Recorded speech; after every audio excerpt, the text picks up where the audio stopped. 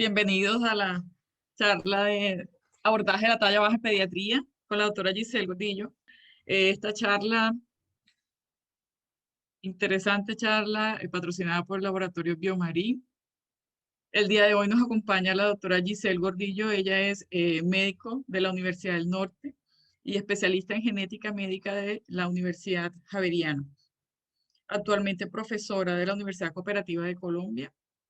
Doctora Giselle. Buenas noches a todos.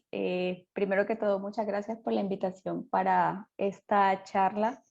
Sé que es un horario un poco complicado para todos. Sé que creo que estamos cansados, venimos de trabajar, sí, pero pues espero que sea de interés para ustedes, que les pase así sea un poquito de información nueva y de interés para sus prácticas. Bueno, entonces, sin más preámbulos, demos inicio, ya que efectivamente, como lo dice la doctora, está un buen auditorio, veo 63 personas, y pues los que nos comentamos temprano merecen también que se les respete su tiempo.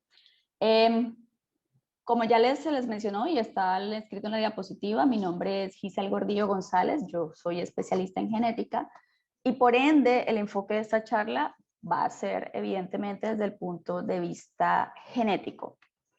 Primero que todo, declaración de conflictos, como lo ven aquí en esta diapositiva, y ya lo mencionó la doctora, la charla es patrocinada por Biomarín. Denme un segundo que voy a disminuir esto. Charla patrocinada por Biomarín. Yo he sido conferencista o expositora para otros laboratorios. En este momento específico no estoy manejando ningún paciente con este tipo de enfermedades que tienen tratamiento de este laboratorio Biomarín. Y por último, se me pide que coloque este mensaje en la presentación, que este material no es de carácter promocional y tiene como único objetivo presentar información científica relativa a enfermedades y o salud. Entonces, ahora sí, dando inicio, la talla baja es uno de los principales motivos de remisión al servicio de genética y por obvias razones al servicio de endocrinología. Las últimas 2 a 3 décadas han visto grandes avances en la comprensión de todos los factores genéticos que están relacionados con el crecimiento, permitiendo la identificación de numerosas causas monogénicas, pero algo que nunca podemos olvidar es la influencia del medio ambiente, ¿sí? Denme un segundo, voy a tratar de activar, me gusta más. La influencia del medio ambiente sobre la expresión de nuestro material genético. Como médicos, antes de cualquier especialidad que se encuentre aquí presente, yo como especialista en genética, pediatras u otros, sabemos que iniciando por factores como la alimentación, no importa nuestra carga genética. Si no contamos con una adecuada nutrición, el peso y la talla también van a ver afectados. Entonces, se han desarrollado múltiples guías de manejo para la baja talla, principalmente para la baja talla idiopática, aquellos que nacen pequeños para la edad gestacional y también con la deficiencia de la hormona del crecimiento. Estas guías, ¿sí?, se basan en la historia clínica estándar, en el que se debe investigar antecedentes de RCU y también si fueron pequeños bajos al nacer, porque hay que tener en cuenta que hasta un 15% de estos pacientes no van a recuperar nunca su talla final adulta. La talla baja, ya lo sabemos, concomitante con el peso bajo, indica una falla de medro. Y si al examen físico vamos a encontrar datos clínicos específicos de una patología, pues nos lo va a hacer mucho más fácil. Ejemplo, un paciente con edema, con fenotipo abotagado, podemos pensar en hipotiroidismo. O lo clásico para la talla baja, la desproporción, debemos pensar en las displasias esqueléticas. Como ven ustedes, esto es una introducción al tema de conceptos previos que nosotros tenemos desde nuestro pregrado en medicina. Yo más adelante, ahora la idea es hacer el enfoque desde genética y por eso estamos haciendo esta pequeña introducción. Sí, en ausencia de datos en la historia clínica o en el examen físico, iniciamos los estudios paraclínicos básicos tratando de evaluar causas orgánicas de baja talla incluyendo las que vemos en la diapositiva, la disfunción renal, los desórdenes ácido-base, el hipotiroidismo, la enfermedad celíaca y las enfermedades inflamatorias. Además, tenemos que evaluar todo lo relacionado con el eje de la hormona del crecimiento, ya que en conjunto este grupo de patologías, este grupo de laboratorios que hacemos con respecto a la hormona del crecimiento, permiten determinar la causa de la baja talla entre 1 al 40%. ¿De qué depende esta variación en porcentajes? Depende de la población de estudio. No es lo mismo la causa de la baja talla en una población que vaya a consulta general, ¿cierto?, a que, por ejemplo, sea un estudio en una clínica de displasias esqueléticas. Obviamente eso va a ser muy diferente. En la tabla que están viendo ustedes a la derecha, observamos algunas de las etiologías para la baja talla y sus laboratorios relacionados. A la izquierda tenemos algunas etiologías genéticas, el retardo constitucional del crecimiento, patologías hormonales, enfermedades sistémicas, que fueron las que les mencioné rápidamente en la diapositiva pasada. Y miren a la derecha, en la columna de la derecha, algunos de los laboratorios, pero haremos un poquito más de énfasis en esta parte, obviamente en la parte de genética a continuación. Entonces, a pesar del enfoque completo, muchos pacientes van a terminar con un diagnóstico de baja talla idiopática, ¿sí?, de los cuales algunos sí van a recuperar porque realmente solo es un retardo constitucional, como lo ven ahí. Pero, ¿y qué pasa con los otros? Pues se sabe que el 80% de los pacientes con baja talla idiopática no se identifica nunca la causa. Probablemente en este porcentaje pese mucho el componente genético, y el objetivo entonces de esta charla es mostrarles algunos factores importantes en este tema y ofrecer un poquito de información con respecto a su enfoque. Una pregunta, doctora. Yo veo, creo que en preguntas y respuestas, un numerito. ¿Eso lo vamos a dejar para el final, los comentarios, las intervenciones del el auditorio? ¿Sí? Sí, doctora, sí. Tienen algunos inconvenientes al parecer con la pantalla. Están comentando que no están viendo la pantalla, la imagen. Al parecer dicen que la pantalla es pequeña. Yo estoy viendo la pantalla No, completa. Déjeme- para temas técnicos, yo me voy a encargar. El problema es de la persona. O sea, la Ok. transmisión está saliendo bien, Ah, doctora, bueno. tranquila. El problema es Listo. de la persona. Simplemente quería confirmar si se iban a responder las preguntas. Inmediatamente estábamos Ok, en la Mauricio, entonces conferencia. nos colaboras con eso. Gracias, muy amable. Bueno, muchas gracias, Mauricio. Gracias, doctora. Entonces, como les venía diciendo, el 80% de los pacientes que tienen baja talla idiopática nunca se identifica la causa. Vamos a ver si podemos hacer un enfoque para identificar de ese porcentaje las causas que sean de origen genético. Entonces, vamos a hablar de algo llamado la arquitectura genética de la talla, ¿sí? La talla final del adulto está influenciada, ya lo dijimos, por factores genéticos, eso no hay duda alguna. Es más, dentro de una misma población se sabe que más del 80% de las variaciones en la talla se explican por este motivo. Aunque se mencionó también, no podemos dejar de lado los factores ambientales que juegan un papel muy importante en la regulación de la expresión de esta información.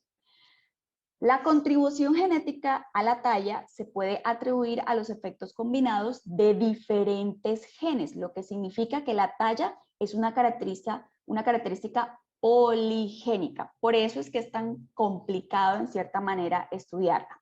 Entonces, para poder descubrir cuáles son los genes relacionados con el crecimiento, existen dos tipos de abordajes. El primer abordaje es lo que aparece en la diapositiva. Son estudios llamados estudios de genoma completo, que como lo dice su nombre, analiza todo nuestro material genético. Entonces, después de analizar este material genético, ¿qué es lo que se hace?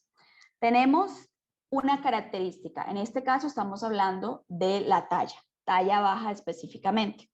Vamos a analizar el genoma de una población, pero vamos a comparar una población con la característica, que en este caso digamos son los pacientes con baja talla a la izquierda, con una población que no presenta esa característica. En este caso vendrían siendo pacientes o personas, perdón, individuos sanos con una talla normal.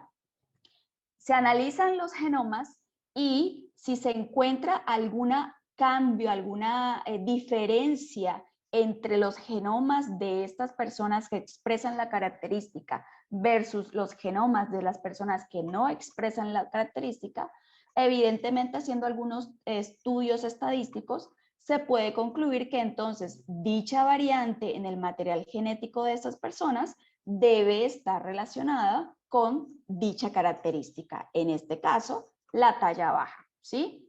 Entonces, este tipo de abordaje ha conllevado el descubrimiento, como lo ven ahí en la pantalla, de más de 180 loci asociados o involucrados en la talla final del adulto. Pero la contribución de cada uno de estos es muy pequeña y solo cuenta en el 10% de la variación fenotípica de la talla del adulto. Entonces, tenemos un segundo abordaje, que es estudiar a los pacientes en los extremos del fenotipo, es decir, los pacientes con una talla muy baja o los pacientes con una talla muy alta. Con este tipo de aproximación podemos estudiar genes previamente descritos o que parecen estar involucrados porque se han hecho estudios en animales, ¿sí? O también hacer estudio de exomas completos buscando cualquier alteración genética. Con este abordaje generalmente vamos a encontrar que los pacientes presentan alteraciones de genes únicos, resultando en efectos muy severos sobre su estatura, como por ejemplo los pacientes con acondroplasia, que es una enfermedad muy conocida, o como la imagen de la izquierda en la cual estamos observando un feto, un mortinato femenino con una patología llamada displasia tanatofórica, que nada más su nombre les está diciendo que es una enfermedad muy letal. Esta patología es una enfermedad monogénica, ¿sí? Es decir, por alteración de un solo gen. Entonces, perdón, ¿qué es lo primero que debemos evaluar? ¿Sí? Independiente de que tengamos desde el punto de vista genético una gran cantidad de enfermedades genéticas, cada una con un nombre más raro que la anterior, ¿sí? Siempre que las personas piensan en enfermedades genéticas, piensan en síndromes de nombres exóticos y malformaciones y deformidades, precisamente como la que acabamos de ver en la diapositiva pasada. No podemos dejar de lado que la hormona del crecimiento sigue siendo de vital importancia para este proceso, ¿cierto? Motivo por el cual les traigo esa tabla que están viendo, donde se enumeran las causas genéticas de la deficiencia aislada de la hormona del crecimiento. Como pueden observar, sí, se relacionan directamente con alteraciones moleculares del gen de la hormona del crecimiento con su receptor o con otras proteínas involucradas en el metabolismo de dicha hormona. Si observan la tercera columna, vemos que tienen prácticamente todos los posibles mecanismos de herencia mendelianos, autosómica recesiva, autosómica dominante, ligada al X. Pero me interesa que observen la cuarta columna, donde están describiendo los diferentes tipos de cambios genéticos que están asociados con esta enfermedad. Podemos observar que dice de lesiones, ¿sí? Alteraciones puntuales, cambio de un nucleótido por otro que lleva a un cambio en el marco de lectura, codones de parada, alteraciones del corte y el empalme en los procesos de transcripción y traducción. En fin, hay muchos tipos de alteraciones genéticas. Entonces, algo que yo siempre quiero recalcar, lo sabemos, nuestro sistema de salud es bastante complejo. A mí me han pasado casos en que yo he ordenado un ecocardiograma y se lo niegan al paciente porque dice que lo tiene que ordenar un cardiólogo, lo cual es obviamente bastante ilógico, pero quiero que les quede claro que los estudios de genética sí están cubiertos en el POS, específicamente, por si les interesa el dato, en la resolución 2481 del año pasado, del 2020, y por ende podrían o deberían poder ser ordenados por cualquier profesional de la salud, incluyendo los pediatras, ¿sí? Entonces, teniendo en cuenta esto, les recuerdo que no todos los estudios en genéticas pueden evaluar todas las alteraciones genéticas. Por ejemplo, si yo quiero evaluar de lesiones, que es lo primero que vemos ahí en esa columna, o duplicaciones, necesitan utilizar un estudio llamado Array-CGH o de microarreglos, es lo mismo el nombre. El cariotipo, que es el más básico, ¿sí? que todo el mundo generalmente maneja, ve alteraciones cromosómicas, pero con una resolución específica, no sirve para ver alteraciones mucho más pequeñas. La secuenciación, esa es otra técnica, como su nombre lo dice, evalúa la secuencia del ADN y por eso es mejor para detectar alteraciones puntuales. No funciona para las deleciones y las duplicaciones muy grandes. En fin, entonces vemos que hay pues bastantes técnicas, pero yo quiero que crear cultura de que realmente no es solo genetista el que puede mandar estos exámenes, así como un médico, un pediatra, un cardiólogo, un neurólogo puede mandar un electroencefalograma, un ecocardiograma, una resonancia, pues cualquier profesional de la salud también debería poder ordenar este tipo de exámenes. El problema es pues las restricciones que a veces nos coloca nuestro sistema de salud. Perdón. Entonces, siguiendo con nuestro tema del sistema de salud, aunque evidentemente esta tabla no es colombiana, ¿cierto? Es importante ya que nos aporta criterios de peso para poder realizar estudios genéticos en pacientes de baja talla. Como por ejemplo, entonces, los criterios que se determinan aquí son una baja talla severa, ¿sí? Generalmente menor de 3 desviaciones estándar, y a esos pacientes con menos de 3 desviaciones estándar recomiendan hacerle precisamente el estudio que les estaba diciendo yo de microarray o microarreglos. Si ya es mucho más severa la talla, menos de 4 desviaciones estándar, recomiendan hacer un estudio llamado exoma completo, secuenciación del exoma completo. Si tenemos un paciente con baja talla desproporcionada en la familia y con esa talla que sea menor de 2 desviaciones estándar, esto también es una indicación para poder hacer un estudio de genética. Si tenemos un paciente con baja talla, menos 2 desviaciones estándar y alguna anomalía mayor congénita, alguna otra malformación, una cardiopatía, un labio hendido, genitales alterados, algo más, o también alteraciones neurocognitivas, eso es criterio para hacer estudio de genética. Talla baja que se vea que se hereda en la familia en un patrón dominante, eso es un criterio para hacer estudio de genética. Y por supuesto la historia de consanguinidad, ya que esto nos daría para alteraciones genéticas con un patrón de herencia autosómico recesivo. Como lo mencionamos, ¿cierto? La talla es una característica poligénica. Pero también dijimos que hay genes únicos que son capaces de afectar de manera muy severa este fenotipo. Recuerden la imagen que les coloqué de la displasia transfórica. Entonces, ¿cuándo sospechamos que ese paciente que llegó a nuestra consulta puede tener una causa monogénica de baja talla? Entonces, miren esta tabla, que son los factores que incrementan la probabilidad de que esa talla baja sea de causa monogénica. Entre esos tenemos una deficiencia severa de la hormona del crecimiento, tenemos la deficiencia múltiple de hormonas de la pituitaria, tenemos la insensibilidad a la hormona del crecimiento, los pacientes que sean pequeños para la edad gestacional y que no hayan recuperado, y miren unas muy similares a las que vimos en la anterior, que tenga otras anomalías congénitas o que tenga fenotipo dismórfico, como lo llaman, que haya evidentemente evidencia de una displasia esquelética al examen físico, una desproporción en los segmentos, que haya también déficit cognitivo asociado, microcefalia, y recuerden cuando la talla realmente es muy baja, incluso menos de 3 desviaciones estándar. Entonces, les traigo el primer algoritmo de esta presentación. Deme un segundo si puedo tratar de... A mí me parece un cuadro en la parte superior que honestamente no sé cómo quitar. Bueno, entonces, el caso es que este algoritmo específicamente, si lo ven en la parte inferior, es para considerar un examen de genética al final. Este examen de genética que está ahí, que es la secuenciación del exoma completo, es uno de los exámenes más avanzados que existen hoy en día y es uno de los más costosos. Entonces uno realmente debe manejar criterios para poder ordenar este tipo de examen. Entonces tenemos un paciente con baja talla, ¿cierto? Y comienza el algoritmo en la parte superior.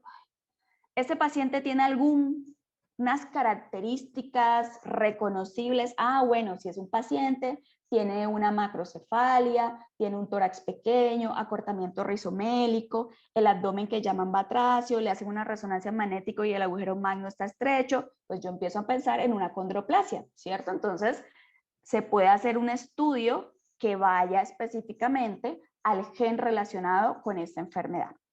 Si no es así, tenemos que pensar si el paciente fue, o bueno, averiguar si el paciente fue pequeño para su edad gestacional. Si esta fue la situación, entonces tenemos opción de, ¿tiene microcefalia? Sí o no. Si tiene microcefalia, tenemos que pensar en una patología llamada enanismo primordial con microcefalia, además de alteraciones de la hormona del crecimiento, ¿sí? Y de su receptor. Si no tiene microcefalia, una de las enfermedades más comunes que yo estoy 100% segura que todos los pediatras presentes la conocen es el síndrome de Russell-Silver, pero también tenemos el síndrome de 3M, que ahorita lo vamos a mencionar. Si no es un paciente pequeño con antecedente de pequeño para la edad gestacional, entonces hay que ver el siguiente paso del examen físico, o bueno, la siguiente información de la historia clínica, es que si tiene algo de desproporción o alguna anomalía esquelética. Si la tiene, pues ya hace rato que tuvieron que haberle hecho todo el estudio de radiografía de huesos largos, de columna, de radiografía del cráneo. ¿Esto les sugiere un síndrome específico? Pues maravilloso, se puede hacer el test genético para ese síndrome específico. Si no, recomiendan entonces hacer un cariotipo si es una mujer, ya pensando en una enfermedad muy específica que también todos deben conocer, que es el síndrome de Turner, ¿sí? Pero miren que aquí aparece en este algoritmo otro gen muy clásico que se ha estudiado muchísimo y que cada vez coge más fuerza con respecto a la baja talla, que es el gen SHOX, que mencionaré más adelante. Si el paciente no tiene disproporción, el examen físico es proporcionado y no tiene ninguna anomalía esquelética, entonces tiene algún problema de la hormona del crecimiento o insensibilidad, no recomiendan otra vez hacer el cariotipo si es mujer, y si lo tiene, entonces hacer el estudio específico de genética para lo que estoy sospechando. Yo lo que quiero que vean al final es todo esto que, y si es negativo, y si es negativo, y si es negativo, y si es negativo, o sea, ¿qué pasa si yo he hecho todos los estudios básicos, ¿sí? A mi consulta de genética, los pacientes llegan prácticamente con todo esto, llegan con sus radiografías, con sus estudios de hormona, los estudios de la tiroides, los estudios de proteína, de albúmina, aparición de desnutrición, o sea, llegan completamente a estudiar. Entonces, a mí me toca esta parte, bueno, todo fue negativo, ¿y ahora qué? Pues tengo un diagnóstico de una talla baja idiopática, no sé la causa, entonces, como genetista, a mí me toca considerar este estudio que es el exoma completo. Pero como les dije, es bastante costoso, entonces hay que tener otras cuantas consideraciones al respecto. Entonces, si yo le hago a los pacientes el estudio del exoma, eso funciona, es decir, me va a identificar la causa de la talla baja en todos mis pacientes, pues les traigo este estudio que, como lo dice el nombre, es precisamente lo que necesitamos, el estudio del exoma completo para identificar las causas de talla baja. Entonces, en este artículo ellos estudiaron 14 niños con baja talla severa idiopática, específicamente con una talla que era por debajo de 3 desviaciones estándar, ¿sí? Perdón. Y antes de avanzar, por si yo estoy hablando aquí cosas y alguien dice, pero ¿y qué es el exoma? Yo no entiendo de qué está hablando esta doctora. Entonces, pues les recuerdo, ¿sí? Que nuestro material genético, el ADN, está compuesto de dos tipos de secciones, unas llamados exones y otros llamados intrones. Entonces, cuando este ADN va a ser utilizado para producir la proteína, sea la que sea la hormona del crecimiento, sea la hemoglobina, sea la insulina, la célula hace un proceso en el cual se eliminan los intrones y solo se quedan el material genético que está en los exones.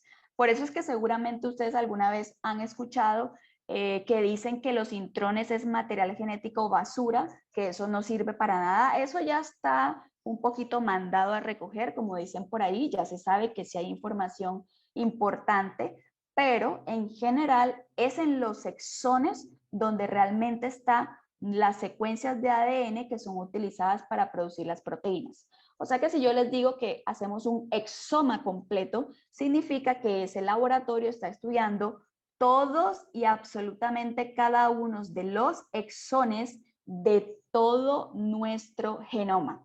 Ustedes dicen, wow, eso es muchísimo. No, realmente los exones no equivalen ni siquiera al 10% del material genético que tenemos nosotros en nuestras células. O sea que a pesar de que es un estudio bastante avanzado y suena muy grande, muy importante, no está estudiando ni siquiera un 10% de nuestro material genético. Entonces, ¿qué pasó? Pues que de los 14 niños, ¿se acuerdan? De talla baja idiopática grave, severa, encontraron que 5 tenían una alteración. Entonces tenemos en la tabla superior, la tabla inferior. La tabla superior nos muestra a los pacientes 2, 7, 9, 11, 14, lo mismo que la tabla inferior, solo que la inferior es más demográfica. En la parte superior les está mostrando ejemplo, el paciente 2, encontraron gracias al exoma una alteración genética en este gen que se llama B4-GALT7, ¿sí? Entonces encontraron 2 alteraciones genéticas diferentes una de la otra, por eso se le llama heterocigoto compuesto, y esto se relaciona con una enfermedad específicamente llamada síndrome de Ehlers-Danlos. Ustedes dicen, ah, yo la conozco, pero variante progeroide, que ese es supremamente raro. Otros 2 pacientes, el paciente 9 y el paciente 11, encontraron unas variantes genéticas que se relacionan con un síndrome llamado el 3M, que ahora les voy a mencionar. Otro paciente, síndrome de Floating Harbor, y otro paciente, síndrome de Kenny-Café. Entonces, esos 5 pacientes de los 14, como les acabo de mencionar, tenían estas alteraciones genéticas específicamente relacionadas con estos síndromes. Para dar un gran abrebocas o unas generalidades, el síndrome de Floating Harbor, el de arriba a la izquierda, ¿sí?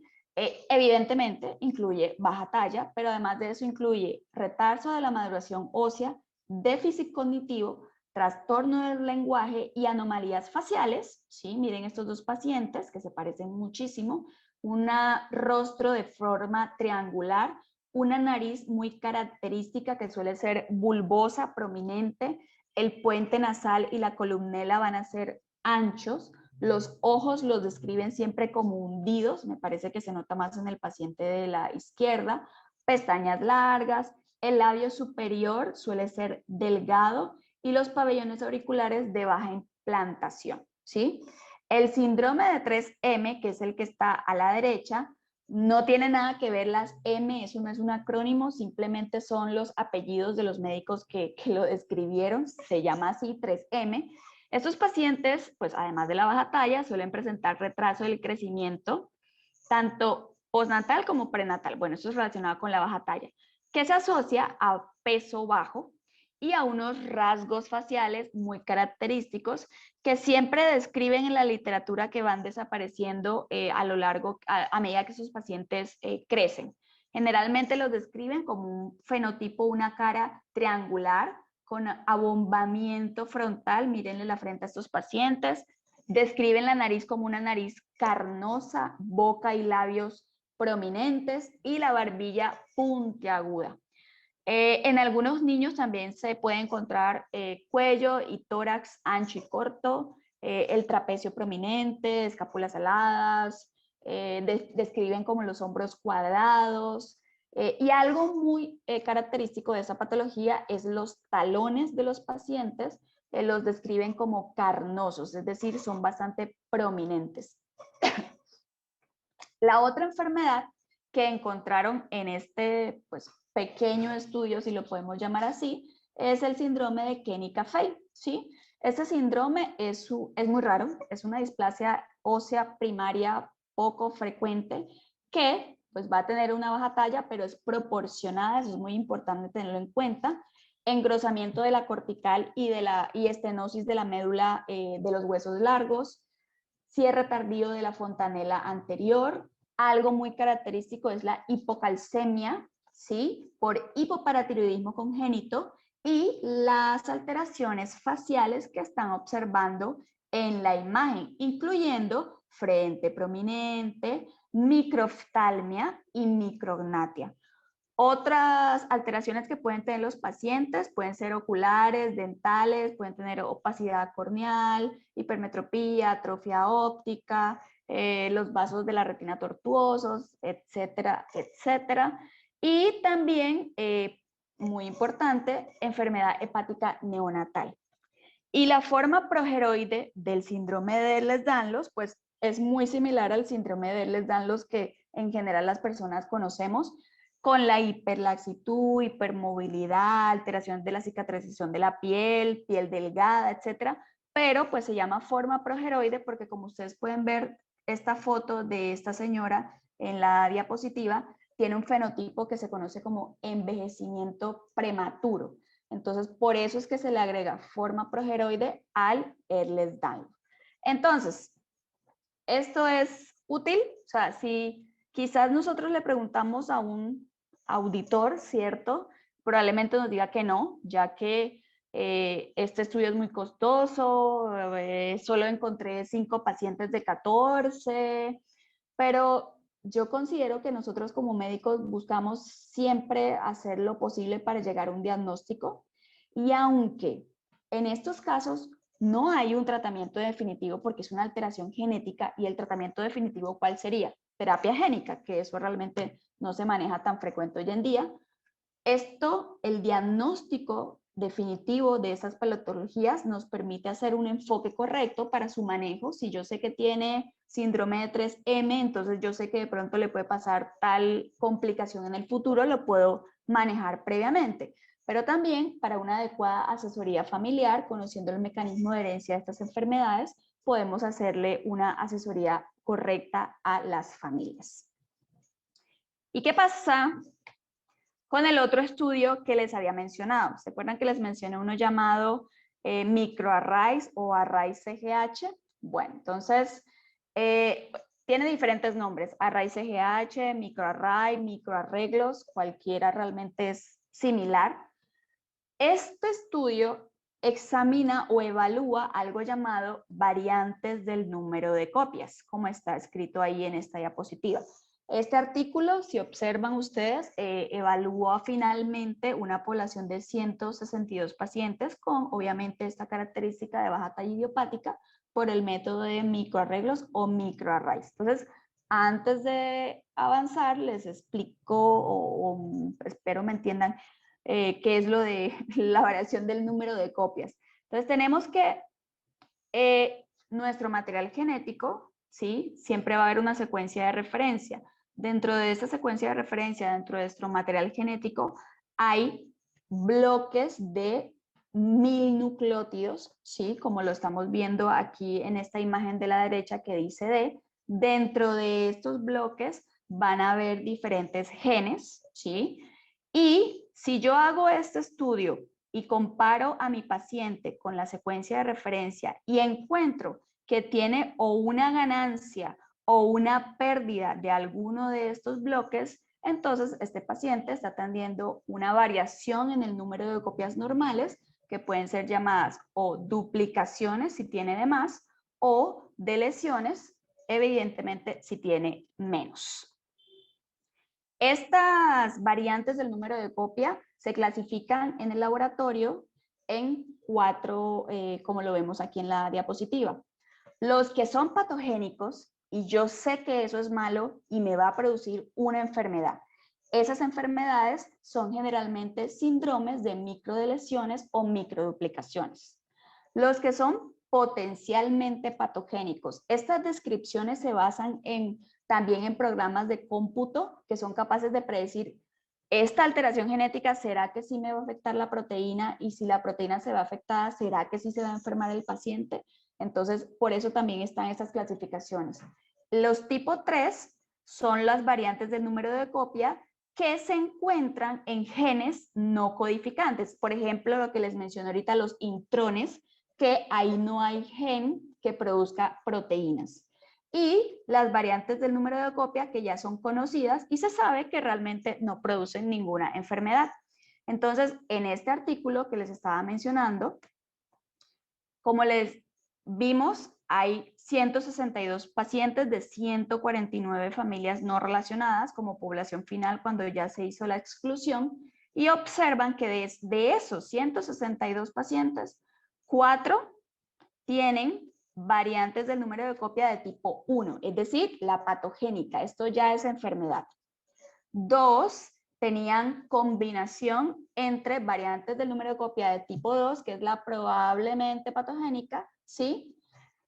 40 tenían también de tipo 2, 1 tenía tipo 3 y la mayoría, el resto, restando aquí de los 162, que son en general 115 y estos 4 de acá, tenían de la tipo 4, es decir, las que ya se sabe que no producen absolutamente ninguna enfermedad. Entonces, de esos pacientes, yo lo que quiero que vean en esta tabla es los genes reportados que tenían esas variantes del número de copia. Específicamente, pues de la hormona de crecimiento, que es algo que uno esperaría, ¿cierto? Por su papel tan importante, pero también está este gen, el gen SHOX. Entonces, les voy a hablar un poquito de este gen. Este gen es hoy en día realmente muy conocido. Es más, miren que su nombre incluso se relaciona con baja talla, ¿sí? Se sabe que las alteraciones de este gen va a conllevar a casos de talla baja o aislada o familiar, como lo estamos viendo en la diapositiva, y a síndromes muy conocidos, como por ejemplo el síndrome de Turner, ¿sí? El síndrome de Leri-Well y la displasia de Langer, pero también la famosa relación con la talla baja idiopática. Es más, varios autores quieren cambiar que no se llame síndrome de Langer, síndrome de Leri-Well, sino que sea como un espectro, un fenotipo, todo relacionado con este gen. Pero algo que pues no da para hacer eso es que miren, disculpen la diapositiva, se las regreso, miren la localización de este gen. Él está localizado en los cromosomas sexuales, específicamente en una región conocida como región pseudoautosómica. Es decir, que tanto mujeres y hombres tenemos 2 copias de este gen. Ustedes saben que las pacientes con síndrome de Turner siempre son femeninas y se caracterizan porque solo presentan un cromosoma sexual X. Les falta un segundo cromosoma sexual. Entonces, las pacientes con síndrome de Turner efectivamente tienen baja talla porque ellas tienen haploinsuficiencia, es decir, les falta una copia, les falta una dosis de este gen y por eso son de baja talla, ¿sí?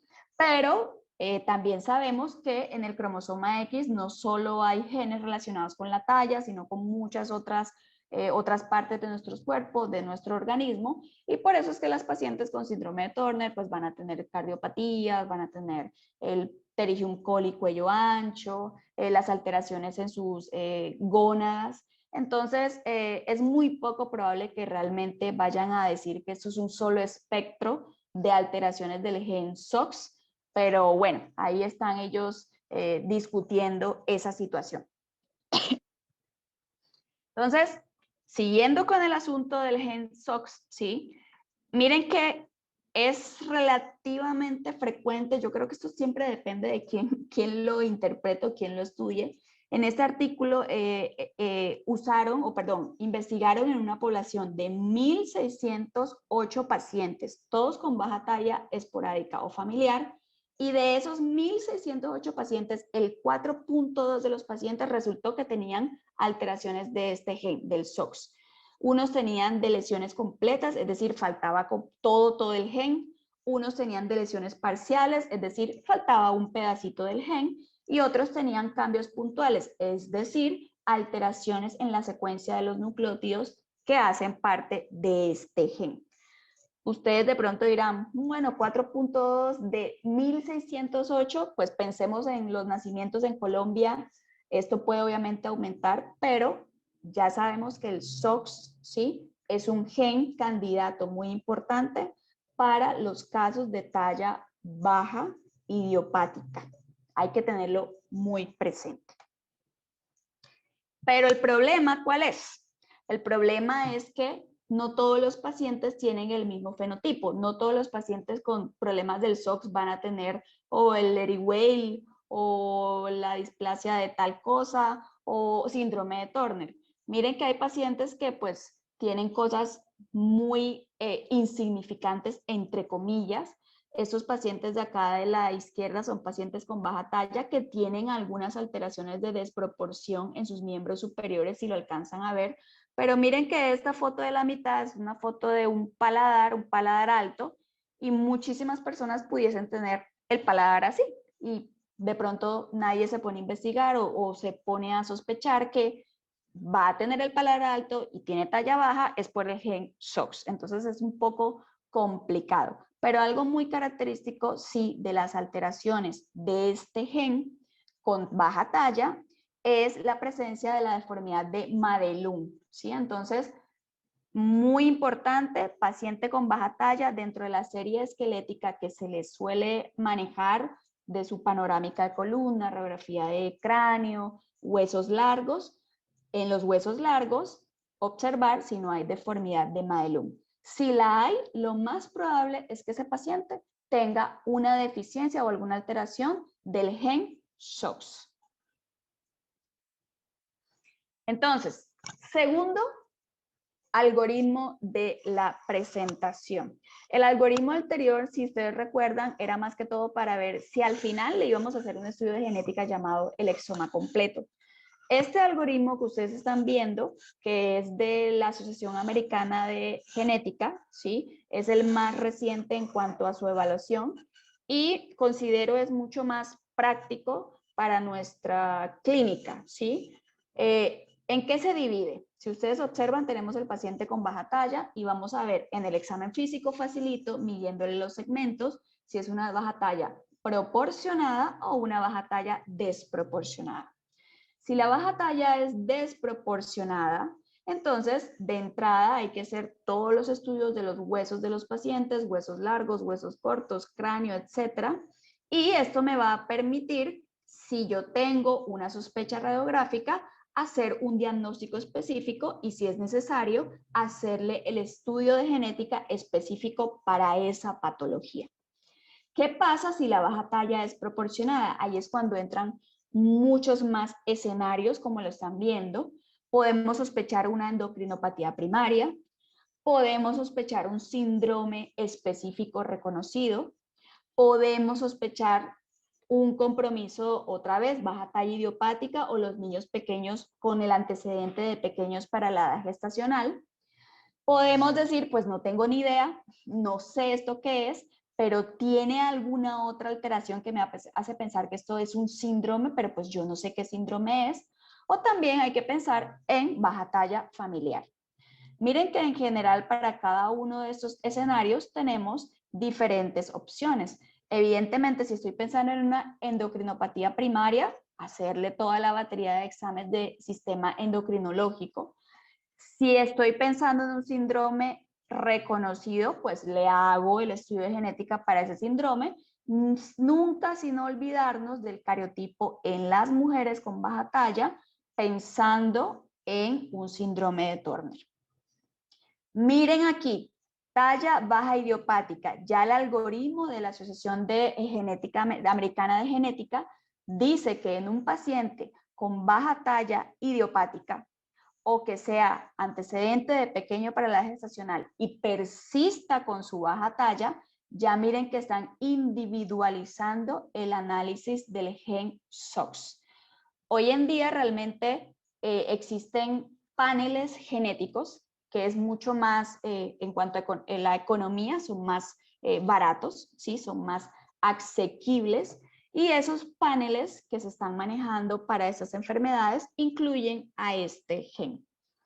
Si estoy pensando en idiopática, este gen salió bien, o quiero enseguida hacer otro estudio más amplio, si tengo un síndrome que no sé cuál es, si estoy pensando de pronto que es algo familiar, puedo tener la opción del Array-CGH o microarray que mencionamos anteriormente. Y en este algoritmo, miren que lo último es el exoma, que como les había mencionado es costoso, y otros estudios que no les había hablado, pero son estudios de algo específico llamado defectos de la metilación, que se refieren a alteraciones bioquímicas del ADN, que no entraremos en muchos detalles al respecto en esta conferencia. Entonces, ya terminando realmente casi, ¿sí? Esta última tabla yo se las quería traer porque siempre dentro de la baja talla, una de las principales grupos de enfermedades que uno le resulta mucho más fácil identificar son las displasias esqueléticas. Es muy fácil identificar un niño con una deformidad, tiene un genovalgo, tiene un acortamiento rizomélico, un acortamiento mesomélico, y hay muchísimas enfermedades que tienen estas características. Como lo están viendo acá, la primera de la tabla, incluso pues la primera del abecedario, la acondroplasia, que estoy segura la conocen, son personas famosas, tienen esta enfermedad. Algo que quiero que también nos recordemos siempre es que el hecho de yo tener un síndrome genético, una enfermedad genética, algo raro, no involucra compromiso de mi sistema nervioso central. Por ejemplo, los pacientes con acondroplasia son pacientes totalmente sanos a nivel cognitivo y a veces a los médicos se nos olvida eso y los tratamos como si no fueran conscientes de las patologías que ellos mismos presentan.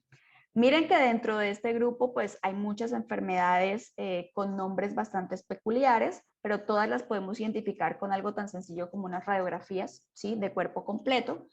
Pero también dentro de este grupo empiezan a aparecer otras patologías que estoy segura han escuchado hablar muchísimo, especialmente este mes que pasó, el 28 de febrero fue el día de esas patologías, de las enfermedades raras o mal llamadas huérfanas, no me gusta mucho ese nombre, que son los errores innatos del metabolismo, hacen parte de esas enfermedades.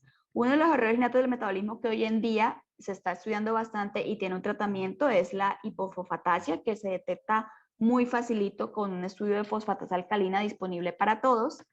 Pero el otro grupo de patologías que hacen parte de los errores innatos del metabolismo, que también deben conocer o haber escuchado hablar muchísimo, son las famosas mucopolisacaridosis, ¿sí? Entonces, la talla baja dentro de este grupo de enfermedades es un signo, ¿sí?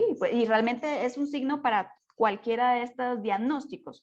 Entonces, los pacientes con mucopolisacaridosis, esto es una enfermedad que presenta baja talla, pero el defecto primario, ¿qué es? Es un defecto, un error innato del metabolismo, donde hay un defecto de las enzimas que se encuentran dentro del lisosoma. Alguna de esas enzimas puede fallar y por ende unas sustancias conocidas como mucopolisacáridos empiezan a acumularse en los lisosomas de nuestros pacientes, y ya que nosotros tenemos ese organelo en todas nuestras células de nuestro cuerpo, las manifestaciones clínicas van a ser muy, muy amplias y muy diversas.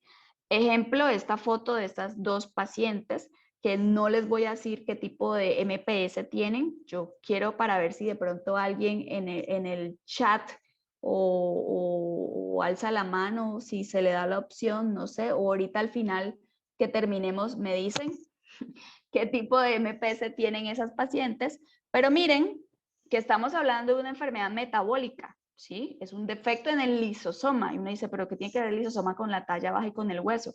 Pues porque es un organelo que está en todas nuestras células, va a afectar prácticamente todos los tejidos. Si observamos esas pacientes, son unas pacientes de aproximadamente 30 años, ¿sí? Que no sobrepasan el metro de altura. Observamos que tienen compromiso a nivel del cuello. Si observan, ustedes tienen un cuello corto, limitación en la movilización de dicho cuello, así como también limitación de la movilización de sus extremidades. Observamos que los brazos se ven bastante largos en comparación con su tronco, ¿sí? Esto es propio de esta patología.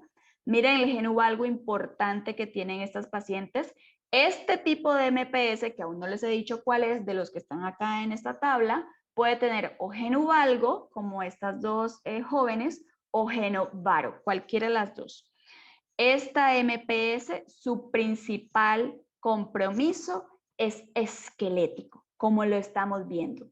Estas dos mujeres son cognitivamente completamente normales, pueden sostener una conversación completamente normal con ustedes, tienen los mismos intereses que ustedes pudieran tener a la edad de ellas, les gusta, tienen hobbies, les gusta pintar, cantar, etcétera, etcétera, les gusta ponerse bonitas, pintarse las uñas, entre otras muchas cosas. Yo quiero que pues observen la foto y si ustedes miran, esa ropa que ellas tienen no es ropa de niñas. Entonces yo creo que aquí haciendo una parte, ¿sí? en nuestra presentación, hay que hacer algo con respecto al manejo que le da la sociedad a este tipo de pacientes, porque ellas no cuentan con la opción de usar ropa interior pues, de adultos, que ellas son adultas, sino que tienen que usar ropa interior de niñas precisamente por cómo actúa nuestra sociedad frente a este tipo de problemas. Estas pacientes cuando a veces han salido de mi consulta, yo he visto que la gente las para en la calle y les pide tomarse fotos con ella como si fueran famosas. Ellas no les importa, ellas son felices y les encanta tomarse fotos con todo el mundo, no les interesa, tienen esa actitud frente a su enfermedad. Yo no sé si yo sería capaz de hacer eso, entonces yo simplemente es una parte que acabo de hacer. Ignoren por favor las palabras que acabo de decir, no son al tema, simplemente quería hacer un comentario. Entonces, no sé si me colabora Mauricio o dónde puedo ver yo aquí si alguien contestó mi pregunta, ¿quién sabe qué tipo de MPS es esta? Es que a mí no me sale nada. Yo quiero que alguien me diga. Doctora, ¿Sí? ahí arriba, en la parte como de opciones que le sale ahí arriba, y debe decir chat. Ah, sí, chat. Perfecto, aquí dice Liliana Carrillo dijo Morquio, Ana María, no sé el apellido, Hunter, Paola Caterín Flores Cabezas, MPS4 Morquio, sí, muy bien, efectivamente es una MPS tipo 4 o enfermedad de Morquio, ¿sí? La enfermedad de Morquio es una de las MPS cuya principal característica es la parte esquelética. Tienen otras complicaciones, tienen complicaciones a nivel cardíaco, tienen complicaciones a nivel del sistema nervioso central, pero ejemplo, las complicaciones a nivel del sistema nervioso central se relacionan con sus complicaciones esqueléticas. Evidentemente, estos pacientes tienen un problema importante de su columna, suelen tener estrechez del conducto medular y por ende eso va a traer como consecuencias alteraciones de su médula espinal, alteraciones de túnel del carpo con mucho dolor, pueden tener problemas oculares, pueden presentar opacidad corneal también, hipoacusia principalmente conductiva, por lo mismo que les estoy mencionando a nivel esquelético. Y como les dije, por lo menos esta MPS, la MPS tipo 4, no tiene absolutamente ningún compromiso cognitivo, ¿sí? Lo único que estas dos pacientes que yo les estoy mostrando en la imagen pudiese uno decir que tienen a nivel cognitivo es que por su propia enfermedad, por sus deformidades esqueléticas, les costó muchísimo acudir a una institución educativa, ¿sí? Porque precisamente en el sitio donde vivían no había, en esas instituciones, los colegios, no habían las estructuras necesarias para que ellas pudieran caminar de manera adecuada, les duelen mucho las piernas, entonces no pudieron ir al colegio, más que todo por facilidades sociales, y entonces eso de pronto pudo afectar su parte académica. Pero intelectualmente son dos mujeres, ¿sí? Porque son dos mujeres completamente normales, ¿sí? Entonces, como conclusión, porque pues ya esto traté de hacerlo lo más corto y puntual posible por la hora y porque yo sé que deben estar cansados, quizás alguno todavía esté trabajando, después de aquí vayan para turno o alguna cosa así. Entonces, desde el punto de vista genético, es complicado el asunto, ¿cierto? Porque hay muchos factores que están involucrados. Pero para yo poder llegar a un diagnóstico desde este enfoque, inicialmente tenemos que descartar lo común, problemas endocrinológicos, problemas de nutrición, de desnutrición, ¿sí? Entonces, realmente para nosotros en el área de genética nos dependemos muchísimo del trabajo previo que hagan todos los otros médicos antes de que nos lleguen los pacientes a nuestra especialidad. No es lo mismo un paciente que a mí me llega con toda la batería de exámenes y laboratorios y radiografías, yo digo, este médico es lo máximo, a un paciente que le falten algunos estudios por X o Y motivo. Entonces, lo otro que les quiero recordar, no por el hecho de que no sean especialistas en genética o no sean genetistas, no pueden ordenar exámenes de genética. El mínimo básico necesario, cariotipo. Ese les ayuda a descartar alteraciones tanto numéricas como estructurales y pueden ordenarlo desde el médico general hasta los especialistas en diversas especialidades, valga la redundancia, ¿sí? Y como ustedes observan, hay muchísimos algoritmos, muchísimas guías de manejo, dependiendo de cuál se maneje en su servicio, cuál les parece más disponible, más fácil, según los exámenes que puedan hacer, según el nivel de atención en el que se encuentren, 1, 2, 3 o 4, hay muchísimas guías asequibles que podemos seguir tanto ustedes como yo también para llegar a un diagnóstico adecuado de estas patologías y no olvidarnos, por supuesto, de ese gran grupo llamado enfermedades raras o huérfanas que incluye los errores innatos del metabolismo y la mucopolisacaridosis que estamos viendo en esta imagen. Eso fue todo lo que yo les quería decir. Y, ay, perdón. Sí, eso pasa cuando uno no hunde el botón de adelante. Estas patologías y muchas otras, dependiendo de qué estoy sospechando yo, cada una puede tener sus propios exámenes. Por ejemplo, para las MPS hay un examen muy puntual que es la cuantificación de glicosaminoglicanos o mucopolisacáridos. Eso me ayuda a determinar qué sustancias están excretando estos pacientes y a enfocar más el diagnóstico, porque la mucopolisacaridosis, como lo están viendo en esta tabla a la izquierda, hay de muchos tipos. Tipo 1 y se subdivide en 3, la tipo 2, la tipo 3 no aparece aquí, la tipo 4, la tipo 6, la 7, hay hasta la 10. Entonces, si uno no tiene la clínica clara, este estudio le sirve para enfocar un poco más el diagnóstico. Y una vez yo estoy sospechando, bueno, esto puede ser una tipo 1, una tipo 2, entonces se manda el estudio de cuantificación de la enzima que debe estar deficiente. Así como para esto, todas las otras enfermedades que puedan ustedes sospechar como causa de una baja talla, cada una va a tener sus propios estudios. La mayoría de veces son estudios moleculares o pues de secuenciación, de microarray, los que les había mencionado anteriormente. Ahora sí, muchas gracias por su atención.